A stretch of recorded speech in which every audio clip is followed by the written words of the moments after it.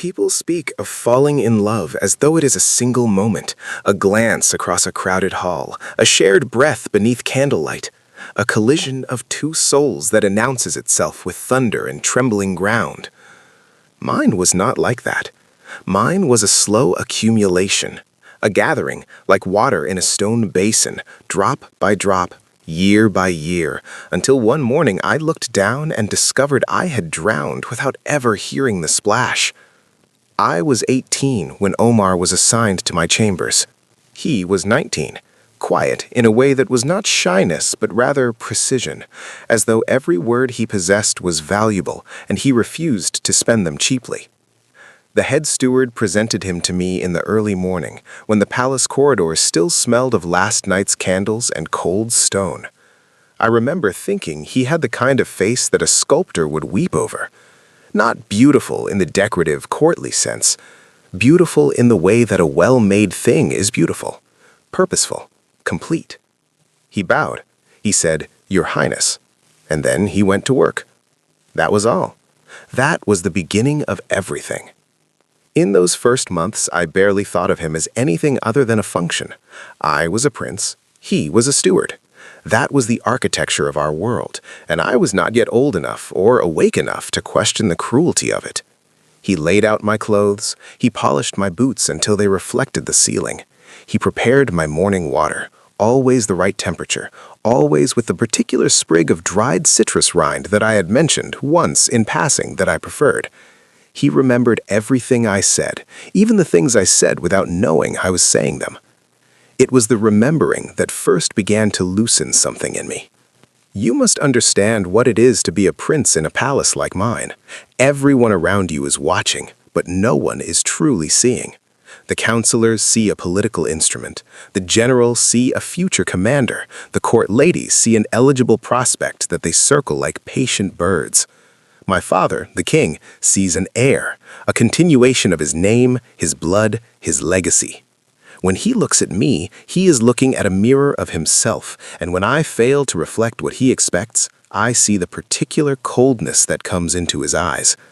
No one looked at me or saw me, but Omar did.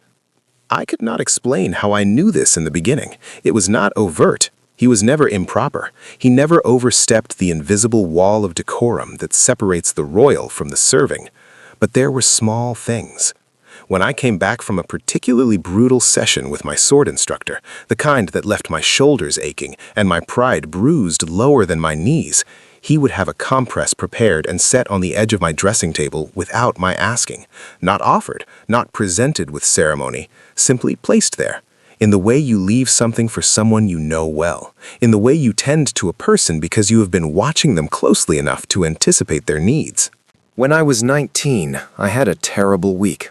One of those weeks that exist in the life of a young heir has a kind of extended humiliation, a string of public failures, mispronounced words during a diplomatic reading, a stumble during a formal presentation that the courtiers did not laugh at openly but whispered about for days afterward.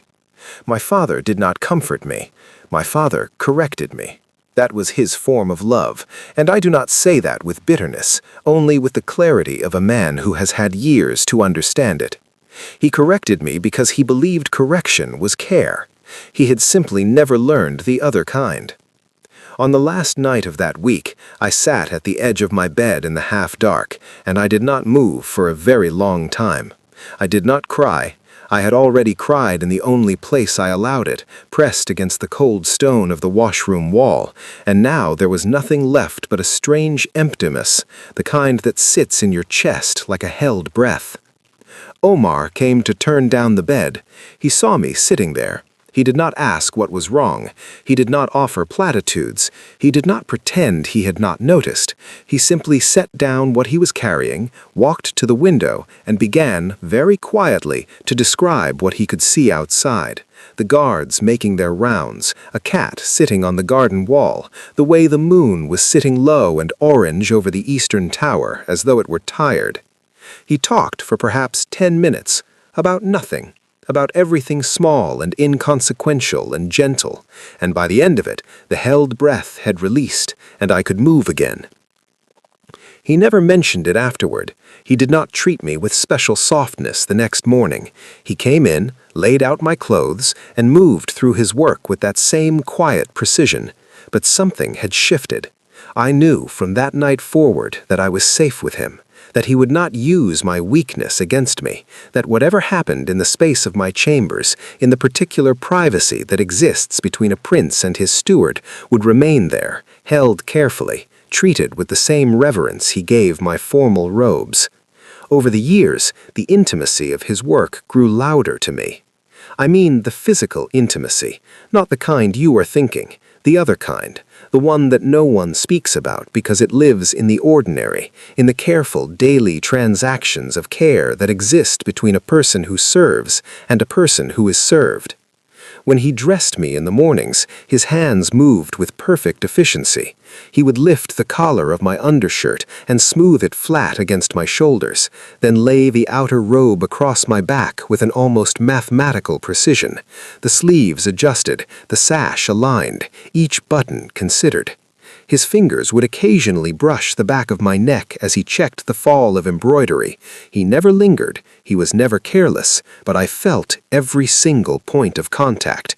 I started to wait for them. Mornings that had once been routine became something I moved toward.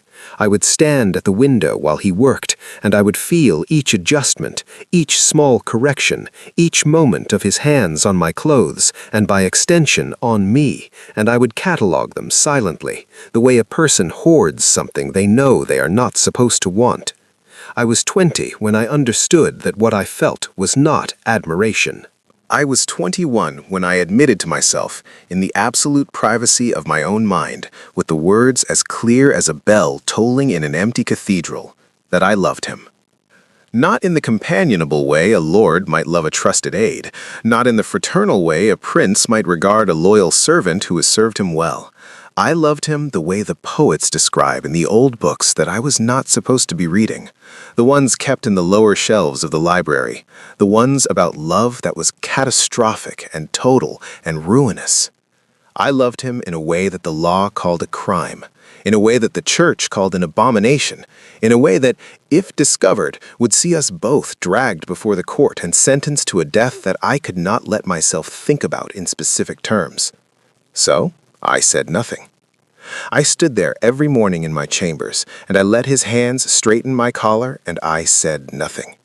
I sat through dinners with nobles and diplomats and said nothing.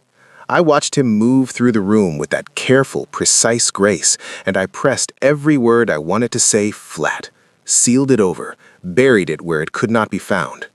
And I was certain, absolutely certain, that I was the only one who felt it. I was certain he could not possibly know. I was certain that to him I was simply his charge, his responsibility, the prince he had been assigned to, whose well-being was his duty and whose trust was his professional achievement. I was so certain. I was so extraordinarily wrong. I did not know he had fallen too until the winter of my 18th year. There was a night, one of those palace nights that seem constructed specifically to feel lonely, when the corridors echo and the candles burn too high and the wind finds every gap in the stone, when I could not sleep. I had been walking the outer room of my chambers in socks, and I had not heard him come in.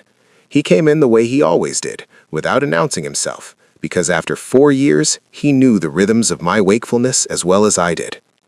He stopped when he saw me, and I saw in the half-second before he composed himself, before he put on the professional stillness that he wore as habitually as his livery, I saw his face when he thought I was asleep. I had never seen him look at me like that before. Or rather, I had never seen it because I had never caught him in the unguarded moment before the guard went up. It was not a dramatic expression. It was not the face of someone overwhelmed. It was softer and more terrible than that. It was the face of someone in the presence of a thing they love, and the love was quiet and whole and absolutely without hope. It was the face of a man who has made peace with wanting something he cannot have and visits it anyway, because absence would be worse than aching. He recovered immediately. His expression reset. He said in that calm, even voice that he had come to check whether I needed anything. I looked at him for a long moment, and then, and this was the bravest or perhaps the most reckless thing I had done in my life to that point, I said, "Come here." He crossed the room. He stood before me, and I reached out and took his hand. Not in a commanding way, not the way a prince takes anything. I took it the way a person reaches for something in the dark when they are not sure it will still be there. He went completely still. "How long?" I asked. He did not pretend not to understand. He looked at our joined hands, and then he looked at me, and I saw him decide in real time to stop carrying it alone. "Since the 3rd month," he said. I tried to stop. I tried many times. "So did I told him. "I am very bad at it." Something changed in his face then, not quite a smile. Omar's smiles were always modest, always slightly held back, as though he was not sure he was permitted them. But something warm and broken and relieved moved through his expression, and he held my hand a little tighter. That was how it began, not with declarations or promises or the language of grand romance. With two people in the middle of the night admitting to each other that they had both already surrendered. The months that followed were the closest thing to peace I have ever known. We were careful. We were always careful. What existed between us lived in the space of my chambers alone, that particular sovereignty of a room that belongs to one person, where the usual laws of the palace lost a degree of their hold. He would come in the evenings to prepare the room for the night, and I would not send him away, and we would exist together in the quiet. He would sit beside me sometimes, not often and never if there was any possibility of interruption, but on the nights when the palace was fully settled and the guards were at their outer posts and the world had retreated, he would sit at the edge of the chair near my bed, and I would sit on the bed, and we would talk. He had a mind that delighted me. He had read everything the palace libraries contained, and a significant portion of what the trading routes brought in. He had opinions about history that he delivered with this careful, measured certainty, and he would listen to my counter-arguments with genuine engagement, the way no one else in the palace ever quite managed. The court agreed with me reflexively. He challenged me because he respected me enough to disagree. The first time I held him, truly held him, both arms around him, his face against my shoulder, it was not romantic in the way stories make it. It was after a particularly vicious confrontation with my father about the succession. My father had laid out in precise and unemotional terms the timeline of my arranged betrothal, and I had stood there in the throne room and felt the future arrive like a door slamming shut, and I had walked back to my chambers carrying the weight of it and said nothing about any of it, and Omar had taken one look at me and simply opened his arms. I walked into them. I held him, and I felt the world stop trying to collapse for a moment. I pressed my face against the side of his head and breathed and felt his hands come up against my back, steady and real, and I thought with an almost painful clarity that I would give up every title, every inheritance, every golden thing this palace had given me, to be allowed this. Just this. A person whose arms felt like a place I belonged. The small moments were the ones that composed us. Mornings when I woke before him, because some nights he would fall asleep in the chair and I would not have the heart to wake him, and I would lie in the early dark and watch the rise and fall of his breathing and feel a tenderness so vast it frightened me.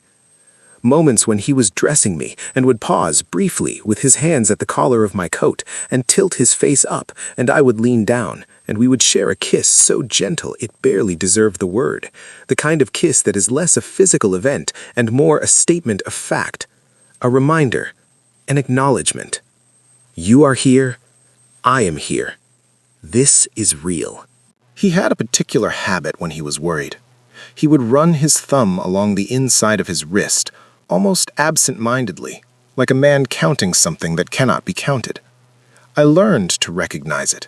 On the mornings after a night when voices had been raised in the hall, or when a particularly severe royal decree had circulated through the palace, I would see that gesture, and I would reach over and still his hand, and he would exhale slowly and press our joined hands flat against the table for a moment before releasing. We did not speak often about the danger. The law was real. The penalty was real. I was the prince, which gave me a degree of protection that I was acutely aware he did not share equally. If we were discovered, the wrath of the court would fall on him with a brutality that did not bear imagining. He knew this better than I did. He had heard things from the other servants, the ones who moved through the palace's lower corridors and heard conversations that were not meant to be heard. I did not know for a very long time the full weight of what he carried. I did not know about the other servants, the ones who had noticed the particular quality of his attention to me, the ones who resented the closeness, the ones who whispered cruel things in the servants' corridors and made his days small and sharp and difficult in ways he never brought to me. He did not bring it to me. He absorbed it and came to my chambers with the same composure, the same quiet warmth, the same careful devotion. And I was so absorbed in my own careful happiness that I did not ask the right questions. I did not know about my father. I learned later, much later, in the wreckage of everything, that my father had suspected before I was ready to admit it to myself. That he had, on 2 separate occasions, summoned Omar privately and without my knowledge. That on both those occasions, my father had made his feelings known not with words, but with the particular authority of a king who does not need to raise his voice because the stakes of disappointing him are already understood. I learned that Omar had been flogged, privately, discreetly, by my father's order, on the grounds of what was called inappropriate proximity to the royal person. That he had returned to my chambers on both those mornings with his composure intact, his work performed with the same gentle precision, his face giving nothing away. That he had come back to me, even after that, and kept his silence. When I learned this, I could not speak for a long time. I sat with the knowledge of it and felt something change in the architecture of my chest. Some wall or foundation that had been quietly load-bearing gave way, and what replaced it was not grief exactly, but a love so serious and so heavy that it could not be contained in any ordinary word. He had been broken for loving me, and he had kept loving me anyway. He had kept coming back, morning after morning, to dress me with those same careful hands. The discovery, when it came, was quieter than I had expected. I had always imagined it would arrive with the violence of a raid, guards at the door, torchlight, my father's voice like a sentence already passed. I had rehearsed it in my nightmares for years. I had catalogued every possible configuration of exposure and planned in the anxious part of my mind that never fully rested what I would say and what I would do and how I would stand between him and the consequence. What actually happened was a door opening at the wrong moment.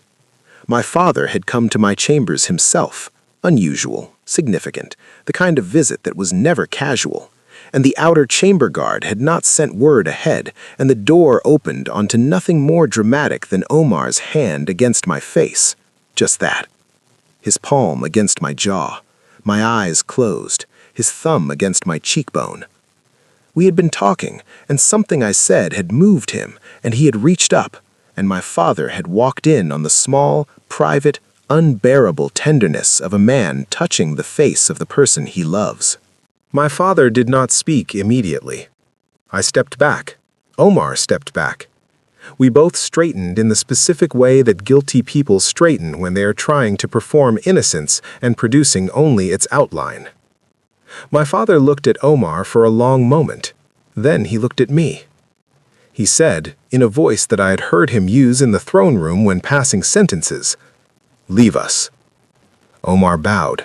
I watched him walk toward the door, and I felt something lunge upward in my chest, some animal panic, and I almost reached out. I almost said his name. But his eyes, as he passed me, were calm. He was telling me, in that silent economy of expression that had become our language, to be still, to let him go, that he could bear it. The door closed. I have sat through many difficult conversations with my father. I have been dressed down for failures of diplomacy, critiqued for weaknesses in my military studies, corrected on matters of state so many times that the shape of correction is familiar to me, its texture, its temperature. I have stood before him feeling very small and very young and very aware of the distance between what I was and what he needed me to become. That conversation was different from all of those, because he did not raise his voice. He sat down heavily in the chair by the window, and he looked out at the courtyard for a long time. When he finally spoke, he sounded less like a king than like a man who had been dreading a particular door for years and had finally heard the knock. He told me it would be handled. He told me this with the finality of a man who was not asking for my agreement. He told me that the succession of the kingdom required me to be above scandal, and above weakness, and above the particular foolishness he had watched developing in my chambers for years. Yes, years, he said, and I felt the floor shift slightly, and that the matter would be resolved quietly, and I would not speak of it again. I asked him what handled meant. He did not answer me directly. He stood and he looked at me with an expression that I had not seen on my father's face before, something that was adjacent to sorrow but was filtered through so many layers of authority and necessity that it had come out the other side as stone. And he walked out of my chambers. Within the hour, I heard it through the palace, the way all terrible things travel, quickly and in pieces. Omar had been taken. He was in the lower dungeon. He was being held pending the king's determination of appropriate punishment under royal law. I spent the first night standing at the window. I did not eat. This was not a decision. My body simply refused. The tray was brought, and the smell of the food reached me, and something inside me turned away from it with a completeness I had no controls over. It was as though some part of me that had been calibrated to him, to his presence, to the knowledge of his hands in the preparation of my food, to the specific ritual of care that surrounded every meal he brought me, simply could not process the information of food that came from elsewhere. My body understood what my mind was still trying to argue itself out of, that he was gone, and that nothing that was not connected to him could reach me. The second night was the same. The third day, my personal physician was summoned. He stood at my bedside with a very serious face and told me that I needed to eat. I told him I was not hungry. He told me that hunger was not the relevant criterion. I thanked him for his service and turned back to the window. By the end of the first week, I was in bed. Not through any dramatic collapse, I simply ran out of the energy required to stand at windows. I lay on my side and looked at the chamber as though I were a guest in it, as though everything in it belonged to a version of my life that had already ended. The wardrobe was wrong. The dressing table was wrong. The particular alignment of objects that his hands had arranged and maintained every day for 4 years was being slowly undone by a replacement steward who was competent and professional and completely, entirely wrong. I was 30 pounds lighter and significantly emptier than a prince was supposed to be when my physician went to the king. What the physician said I do not know precisely, but I know the king came to my chambers 3 days later and stood in the doorway and looked at me in my bed with an expression that shook me slightly out of my fog, because I had never seen my father look frightened before. He was a king. Fear was not something he performed in front of witnesses. He was afraid. He looked at me, and he was afraid, and in the depths of where I had retreated, some part of me registered this as significant. But the larger part of me was still somewhere else, in the particular country of a person who was being kept from the thing their whole body is oriented around, and I could not fully make sense of him yet. He came in, and he sat in the chair by the bed, and he looked at me for a long time. He said, "You are starving yourself." I said, "I am not hungry." He said, "The physician tells me you have not eaten a full meal in 11 days. I said nothing. He said, "This is not grief. This is—" And then he stopped, and I saw him searching for a word that was not weakness, and not foolishness, and not any of the words in his usual vocabulary for things he did not understand, and failing to find one. I looked at him. I said, "He prepared my food every day for 4 years. He knew how I took my tea. He knew which foods gave me headaches. He knew when to add the ginger and when to leave it out. He remembered everything, Father, every small thing for 4 years, and he never asked me to acknowledge it, and he never used it to ask for anything, and he never... I had to stop. I pressed my hand over my mouth for a moment. I said, "My body cannot tell the difference between the loss of him and the loss of something it needs to survive. I am not choosing this. It is simply what is true." My father sat with that for a very long time. He left without telling me what was going to happen. The court was called to session 11 days later, a formal session, full court, full regalia, all the machinery of royal governance assembled and solemn and waiting. My father had summoned me back to health by implication. A royal session required a prince. A prince required enough strength to stand. I ate enough to stand. I had made my calculation. I walked into the throne room knowing what I was going to do. I had lain in my bed for 11 days and done nothing but think about it, and I had arrived at the understanding, with the clarity that sometimes comes from stripping everything down to its most essential parts, that I was not afraid. I had been afraid of this moment for years. I had rehearsed it and dreaded it, and let the fear of it keep me careful and silent and small. And now, the thing I had feared had already happened. He was in the dungeon, and I was here, and the cost of silence had already been paid in full, and the fear had nothing left to attach itself to. I walked in. I took my place to the right of the throne. The court assembled. The ritual of the formal session proceeded through its opening cadences. The king sat on the throne and looked out over his court, and I stood beside him and waited. And then I stepped forward. I remember the sound of it, the shift, the rustle, the particular quality of silence that descends over a court when something unexpected enters the choreography. My father's eyes moved to me. I met them. I said, "Your Majesty, I ask the court's indulgence for a brief but significant address." My father's face was unreadable. He was very good at that. He said with the level authority of a man who knows he is about to hear something he cannot unhear, "Proceed." I turned to face the court. They were all there. The high council, the noble families, the generals, the courtiers who had watched me grow up, who had attended every formal occasion of my life, who had measured me against my father and found me various degrees of adequate. I saw all of them, and I felt, for the first time in 11 days, entirely present, entirely inside my own body, as though purpose had called me back from wherever I had been. I said, "For as long as there has been a kingdom, there has been a law that governs the heart, a law that determines which loves are legal and which are criminal, a law that names certain devotions as weaknesses and punishes them accordingly. I have spent 4 years living in careful obedience to that law, and I have spent 11 days lying in my bed understanding, with a precision that no argument can disturb, that I am not capable of continuing to do so." The silence in the room was absolute. I said, "I am the only heir to this kingdom. I understand what I represent. I understand the weight and the function of that representation, and I do not minimize it. But a crown worn by a man who has emptied himself of the only thing that makes him comprehensible to himself is not a crown. It is a performance. And I will not perform the life this throne requires, if performing it means condemning a man who has done nothing in his life but love me, carefully and quietly and at great personal cost, to a dungeon or worse."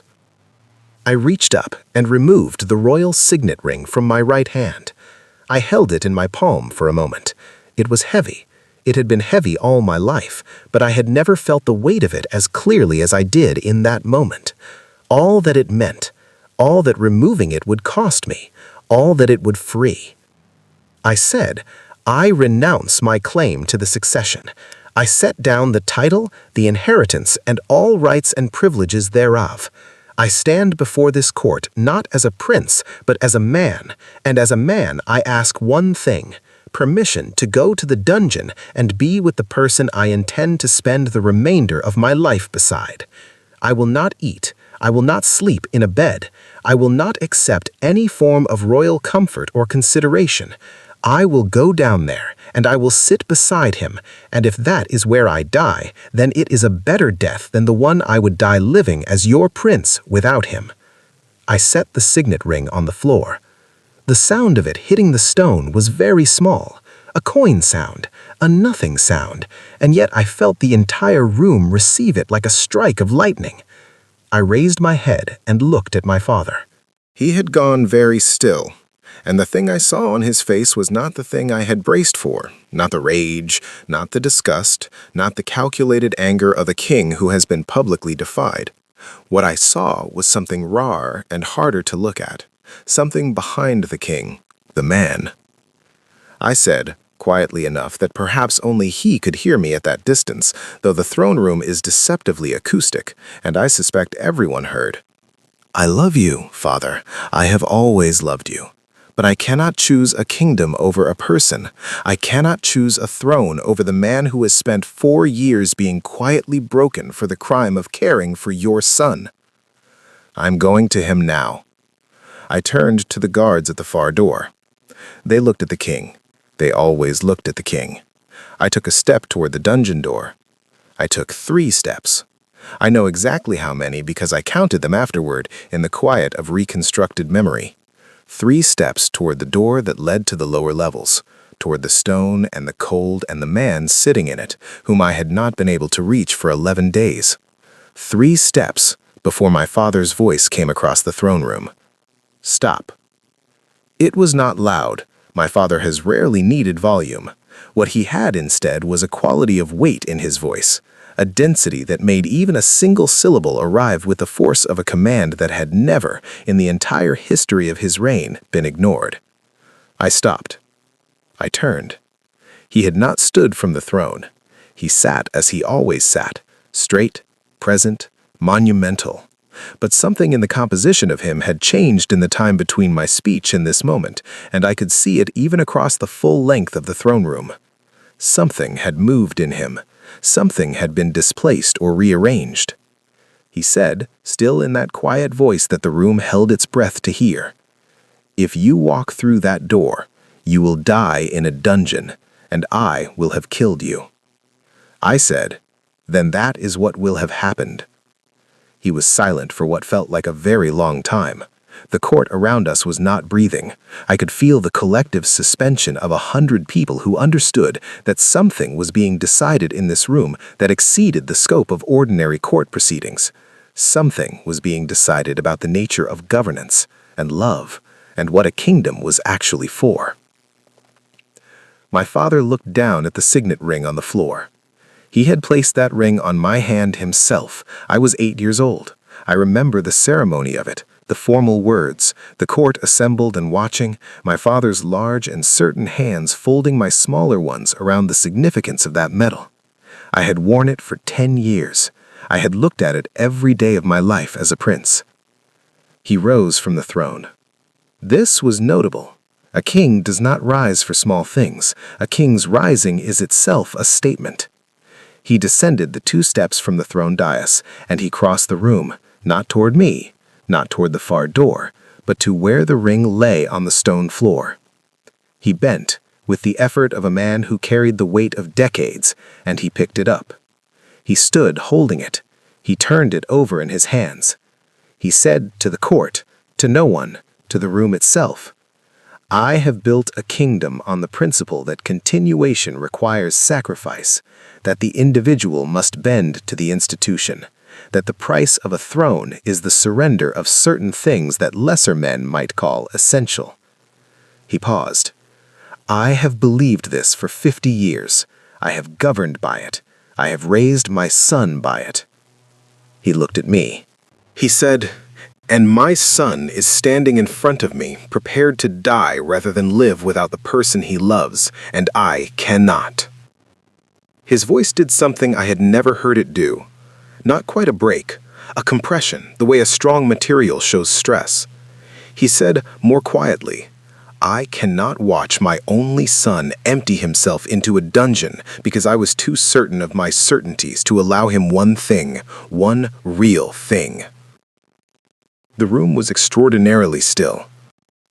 He said, "Guards, Release the steward. I felt my knees do something complicated.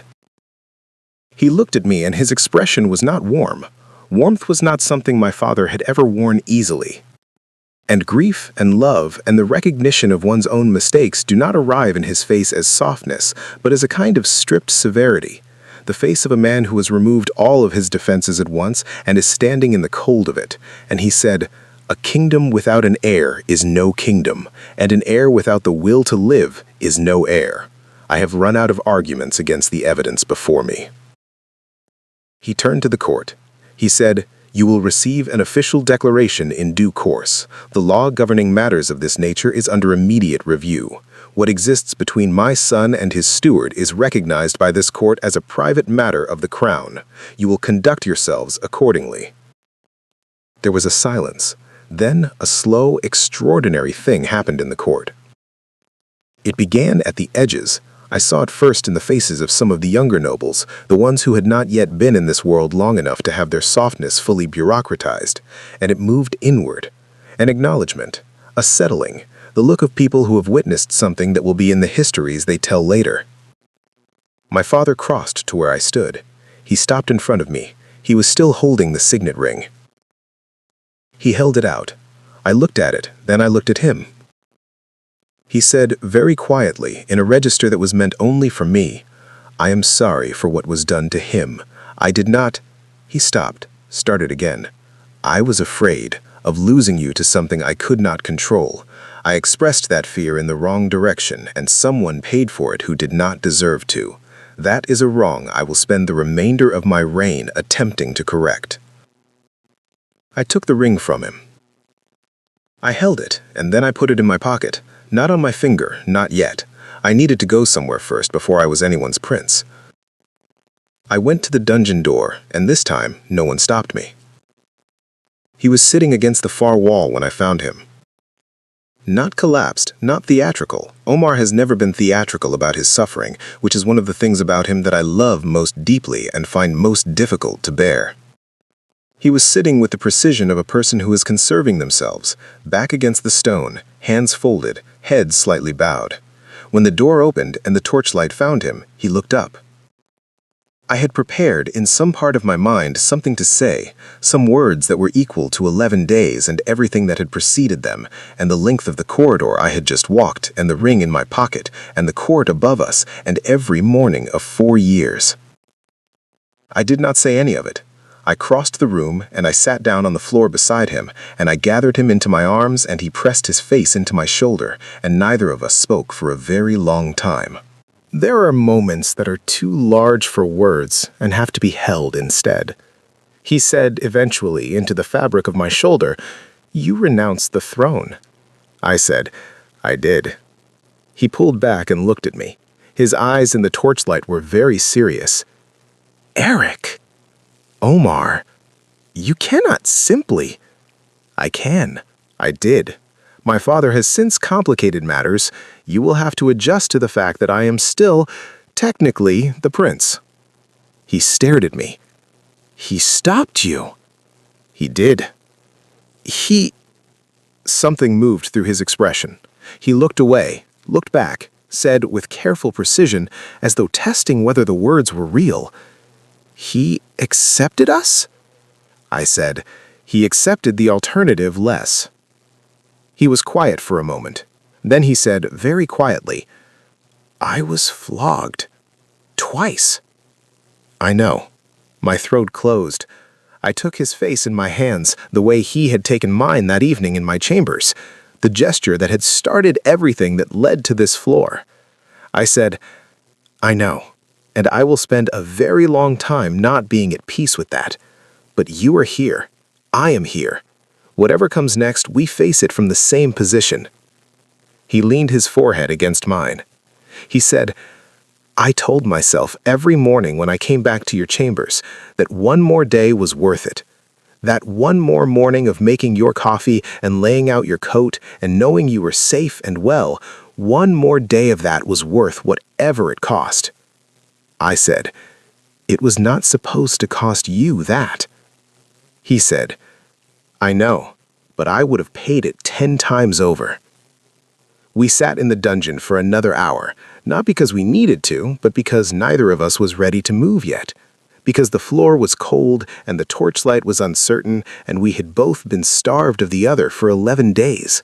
And there was a particular fullness of simply being in the same space that needed to be honored before we resumed being a prince and a steward and all the complicated, formal public machinery of what came next. What came next was, in many respects, a negotiation. My father issued his declaration. The law, as he had promised, was placed under formal review. It would take time. Change in a kingdom of this age always takes more time than the heart would prefer, but the direction was set. And a king's direction, once declared before the full court, has a permanence that private decisions do not. Omar's status was changed. Not immediately, not simply. Some courtiers objected, counselors who couched their objections in language about precedent and tradition and the order of things, who said, "This is not how it is done," with the particular urgency of people who need how it is done to remain fixed because their own position depends on the fixedness. My father heard all of them with the patience of a man who has already made up his mind and is merely allowing the objections their ceremonial due. Omar was appointed to a formal position within the household with a title that was finally commensurate with the reality of what he was, the person who ran the prince's establishment, who managed the chambers and the staff and the schedules and the 1,000 details of a royal household with an efficiency that the court had benefited from for years without ever properly acknowledging.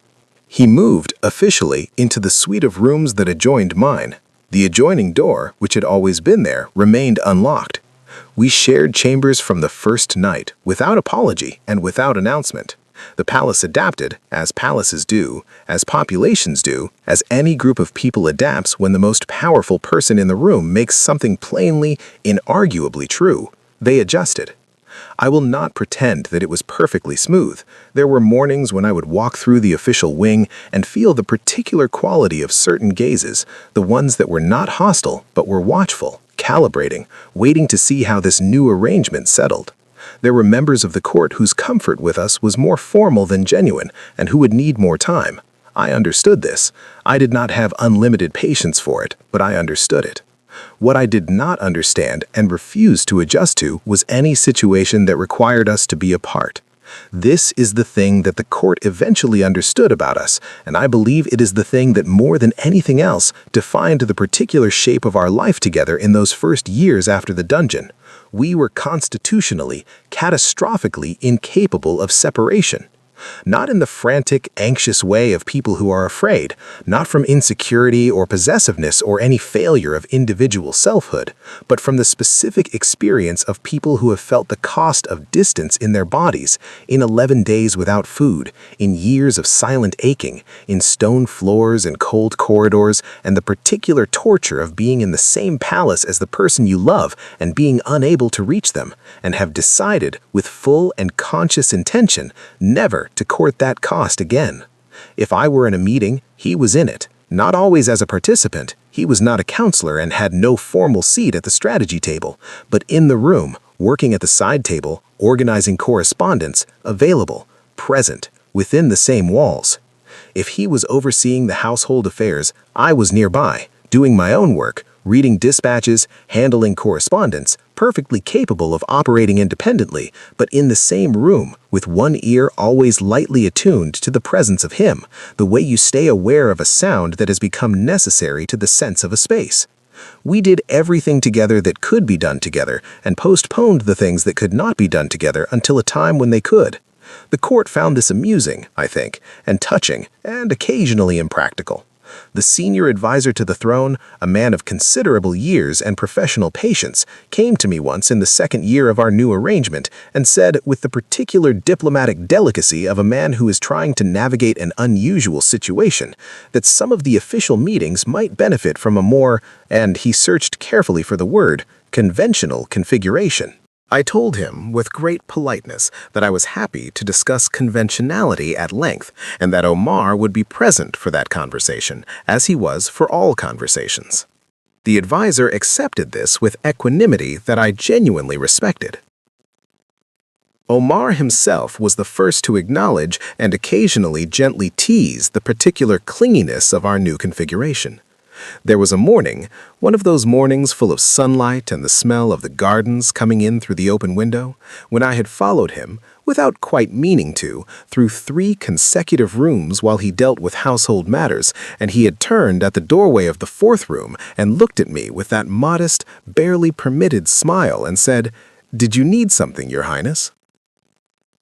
I said, with complete dignity, I was going in this direction anyway. He said, "Were you?" I said, "The windows in this corridor are particularly good." He looked at me for a moment. Then he held the door open and waited for me to come through. And when I passed him, he briefly pressed his hand against my back, a gentle pressure, a hello, a reminder, and said nothing else about it. We were not the same people we had been before everything broke and reassembled itself. Neither of us would pretend otherwise. There were nights when he would go still and distant in a way that I had learned to recognize, and I knew he was somewhere in a memory that I could not follow him into, some cold stone corridor or flogging block or moment of isolated fear, and I would not try to pull him out of it but would simply stay, be present, be warm and available, and there when the distance receded, the way you leave a light on for someone making their way through the dark. There were mornings when I would wake from a dream of the dungeon and reach across the bed, and the relief of finding him there, solid and warm and breathing beside me, would wash over me with a force that was almost grief. A relief so large it had grief in it, the way very sweet things sometimes contain something close to pain. We had been shaped by what had nearly unmade us. We wore the shape of it, and we did not try to pretend otherwise, and we did not apologize for it. When people in the court said we were too clingy, too inseparable, too consistently, publicly, cheerfully unwilling to be in different rooms for any longer than necessity required, we accepted the description without amendment. Yes, correct, we were. The alternative had been a dungeon and an empty bed, and 11 days of my body refusing to process the fact of food. Given the alternative, we would take clingy. My father watched all of this from the remoteness of the throne, with an expression that was unreadable, as his expressions had always been, but which contained, I believed then and believe still, something that was not quite approval and not quite tenderness, but was perhaps the closest he had ever come to both at once. He had chosen us. He had stood up in front of his court and chosen his son's life over his kingdom's convention, and whatever the cost of that would prove to be across the years of his reign, he bore it without complaint, and I loved him for it in a way I had never quite loved him before, not with the complicated conditional love of a son trying to meet an unachievable standard, but with something simpler and more whole. He had been afraid, and he had been wrong, and when confronted with the evidence of both, he had chosen differently. For a king, for a man of his formation, that was an extraordinary thing. Omar went to see him once, alone, in the first months. I do not know exactly what was said. Omar kept the content of that meeting private, which I respected, and only told me when he returned that it had been necessary and was now complete. But the quality of the space between Omar and my father changed after that. The specific tension, the tension of two people who share a secret they cannot name, eased.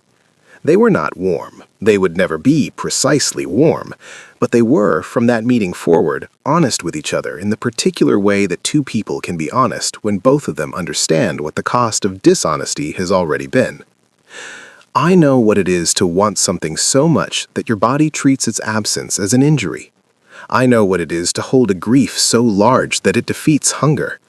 I know what it is to stand in a throne room with a ring in your palm and feel, for the first time in your life, that you are not performing anything, that you are simply standing in the truth of yourself and offering it to whoever wishes to take it.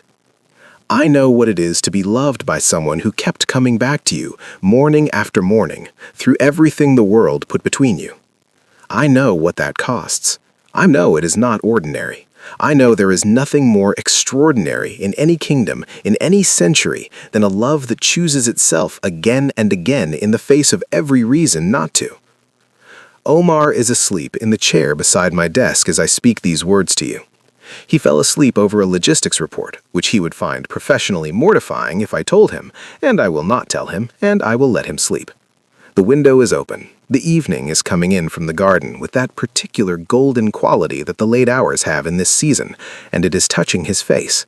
And I am watching it, and I am, with everything I have, with every part of what I am, at peace. I was a prince who fell in love with his steward. I fell harder than anyone should fall for something they cannot have, and I held it in silence for longer than silence should be required, and I nearly lost him to the gap between what the law allows and what the heart cannot prevent. But I stood in a room, and I set down a ring, and I said, "This is what I am. This is what I will not surrender." And my father, my king, my impossible, complicated father, stood up from his throne and said, "Stop." Not stop loving him, stop walking toward the dungeon, stop choosing death over life, stop making me watch my only son disappear because I was too rigid to reconfigure my understanding of what a kingdom is for. A kingdom, it turns out, is for the people in it, even the people the laws forgot to protect, even the steward, even the prince, even us. The ring is back on my hand. Omar's logistics report is sliding off his lap as he sleeps. The evening is gold and wide and unhurried, and I am going to wake him gently in a moment and tell him to come to bed, and he is going to protest that he was not sleeping, that he was resting his eyes, and I am going to say yes, of course, and hold out my hand, and he is going to take it. He always takes it. He has always taken it. Every morning for 4 years, and through everything after, and for every morning yet to come, he takes my hand and I take his, and between us we hold something that was not supposed to survive, that the law was not designed to protect, that my father was not raised to accept. It survived anyway. We survived anyway. That is the whole of the story. That is all of it, distilled to its essential truth, that we survived, and that the love is intact, and that the man I would have died in a dungeon beside is asleep in the chair next to my desk, and the window is open, and the evening is gold, and I am the luckiest, unlucky person in the history of this kingdom, and I would not trade a single day of it, not even the worst ones, because every one of them led here, where he is. Here where we both are, together. The end.